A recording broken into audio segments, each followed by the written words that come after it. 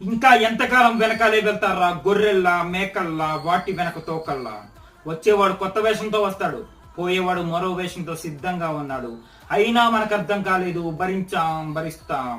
ఈ ఊర్లో 4 వీధులు తెలిసిన వాళ్ళు, ఇంట్లో గుర్తింపు లేని వాళ్ళు ఎలక్షన్ కి 4 రోజుల ముందు సీట్లో కూర్చొని ప్రచారానికి దారి చూపిస్తారు.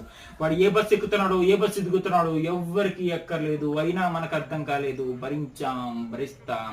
చరిత్రలు తిరిగిపోయాయి, రోజులు కరిగిపోయాయి, వానలు కురిసాయి, ఎండలు కాసాయి, మనలో మాత్రం మార్పు లేదు. ఇక్కడ కుల పోరాటాలు ఉన్నాయి, మత విద్వేషాలు ఉన్నాయి. ఎవడు న్యూస్ పేపర్ వాడుకుంది, ఎవడు ఎజెండా వాడుకుంది. మనకు మాత్రం ఏడుపు తప్ప మరో భాష చేత కాదు. మన కోపాలన్నీ రైల్వే స్టేషన్ క్యూలో నుంచి దెబ్బలాడుకోవడానికి, మన జ్ఞానాలన్నీ లోకుగా ఎదురొచ్చే బారిపై అరవడానికి. అయినా మనకు అర్థం కాలేదు, భరిస్తాం. ఎవడో 4 రెచ్చగొట్టే ముక్కలు మాట్లాడితే చాలా, ఇలా ఎవడ పడితే వాడు వెనకాల వెళ్ళిపోతావా?